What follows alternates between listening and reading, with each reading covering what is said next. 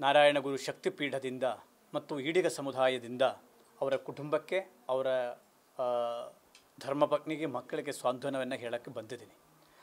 ಇದರಲ್ಲಿ ನಾನು ಹೇಳತಕ್ಕಂಥದ್ದು ಒಂದೇ, 40 ಚಂದ್ರಶೇಖರ್ ಅವರ ಈ ಒಂದು ಆತ್ಮಹತ್ಯೆ ಇದರ ಹಿಂದೆ ಭಾಳ ದೊಡ್ಡ ಬಲಶಾಲಿಗಳಿದ್ದಾರೆ. 183 ಕೋಟಿ ರೂಪಾಯಿ ಹಣವನ್ನೇ ಅದು ಬೇರೆ ರಾಜ್ಯಗಳಲ್ಲಿರುವ ಕಂಪನಿಗಳ ಖಾತೆಗೆ ಜಮೆ ಆಗಿದೆ. ಸೊ ಆ ಕಂಪನಿಗಳ ಮಾಲೀಕರು ಯಾರು? ಆ ಕಂಪನಿಯ ಮಾಲೀಕರು ಈ ರಾಜ್ಯದಲ್ಲಿರುವ ರಾಜಕೀಯ ಮಹಾನ್ ನಾಯಕರುಗಳ ಜೊತೆ ಇರತಕ್ಕಂಥ ಸಂಬಂಧ ಏನು? ಇದೆಲ್ಲವನ್ನೇ ಕೂಡ ತನಿಖೆ ಆಗಬೇಕು. ಒಂದು, ಚಂದ್ರಶೇಖರ್ ಅವರ ಕುಟುಂಬಕ್ಕೆ ನ್ಯಾಯ ಸಿಗಬೇಕು. ಎರಡನೇದು, ಈ ಸರ್ಕಾರವೂ ಕೂಡ 40% ಕಮಿಷನ್ ವಿರುದ್ಧವಾಗಿ ಬಂದಿರತಕ್ಕಂಥ ಈ ಸರ್ಕಾರ ಇವತ್ತು ಇದು ಎಷ್ಟು % ಕಮಿಷನ್ ಅಂತದ್ದು ಕೂಡ ಹೇಳಬೇಕಾಗತ್ತೆ. ಒಬ್ಬ ಕುಟುಂಬದ ಹಿರಿಯ ವ್ಯಕ್ತಿಯನ್ನೇ, ಈ ಕುಟುಂಬ ನಡೆಸ್ತಕ್ಕಂಥ ವ್ಯಕ್ತಿಯನ್ನು ಈ ಬೆಲೆ ತಗೊಂಡಿದ್ದಾರೆ ಇವತ್ತು. ಹಾಗಾಗಿ ನಾವು ಹೇಳ್ತಕ್ಕಂಥದ್ದೇನು, ಇದು ಈ ಅಧಿಕಾರಿಗಳು ಲೆಕ್ಕಾಧಿಕಾರಿಗಳೋ ಇಲ್ಲಾಂದರೆ MD ಅಂತಕ್ಕಂಥ ಅಲ್ಲ. ಅವರು ಯಾರೂ ಕೂಡ ಒಂದು ಪ್ಯೂಣಿನ ಬದಲಾವಣೆ ಮಾಡಬೇಕಾದರೂ ಕೂಡ ಇವತ್ತು ರಾಜ್ಯದಲ್ಲಿ ಯಾರ ಇದು ಅನುಮತಿ ಬೇಕಾಗುತ್ತೆ? ಸಚಿವರ ಅನುಮತಿ ಬೇಕಾಗುತ್ತೆ. ಸಚಿವರಿಗೂ ಗೊತ್ತಿಲ್ಲದಂಗೆ ಯಾವ ಕಾರಣಕ್ಕೂ ಕೂಡ ಇದು ಆಗೋದಿಲ್ಲ. ಅದಕ್ಕೆಲ್ಲ ಮೊಟ್ಟ ಮೊದಲೇ ಕೇಳತಕ್ಕಂಥದ್ದೇನು, ಕೂಡಲೇ ಸಚಿವ ನಾಗೇಂದ್ರ ಅವ್ರನ್ನೇ ಕೈ ಬಿಡಬೇಕಾಗತ್ತೆ, ಸಂಪುಟ ಸಚಿವರನ್ನ ಕೈ ಬಿಡಬೇಕಾಗತ್ತೆ ಅಂತಕ್ಕಂಥದ್ದು ಮೊದಲನೇ ಸರ್ಕಾರದ ನಮ್ಮ ಡಿಮ್ಯಾಂಡ್. ಎರಡನೇದೇನು ಅಂದರೆ ಈ SIT ತನಿಖೆ, COD ತನಿಖೆ ಇದು ಯಾವತ್ತೂ ಕೂಡ ಏನಾಗೋದಿಲ್ಲ, ಇದು ಯಾವತ್ತೂ ಕೂಡ ಆಗೋದ ಕೆಲಸ ಅಲ್ಲ.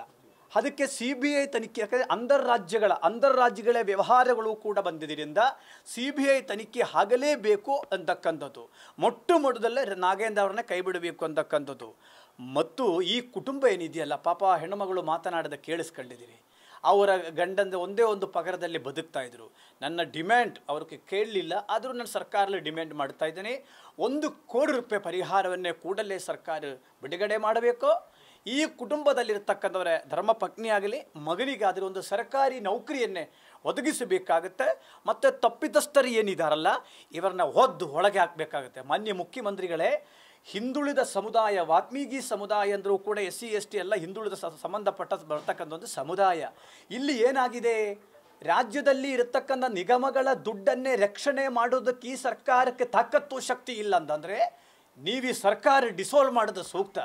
ಈ ರಾಜ್ಯದ ಹಿಂದುಳಿದ ಸಮುದಾಯಗಳಿಗೆ ಎಲ್ಲೋ ಒಂದು ಕಡೆ ಹೋರಾಟಗಳು ಮಾಡಿ ಇಷ್ಟೆಲ್ಲ ಪಡೆದಿರ್ತೀವಿ.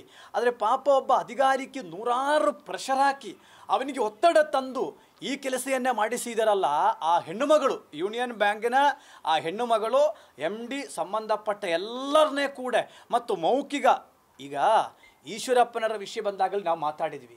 ಈಶ್ವರಪ್ಪನವ್ರಿಗೂ ಆ ಸಂತೋಷದ ವಿಷಯ ಬಂದಾಗಲೂ ಕೂಡ ಇದೇ ಆಯಿತು. ಯಾಕೆ ಅವತ್ತು ನೀವು ಅಹೋರಾತ್ರ ಧರಣಿಯನ್ನು ಮಾಡಿದಿರಿ, ಅವತ್ತು ರಾಜ್ಯಾದ್ಯಂತರ ಪ್ರತಿಭಟನೆಯನ್ನು ಮಾಡಿದಿರಿ.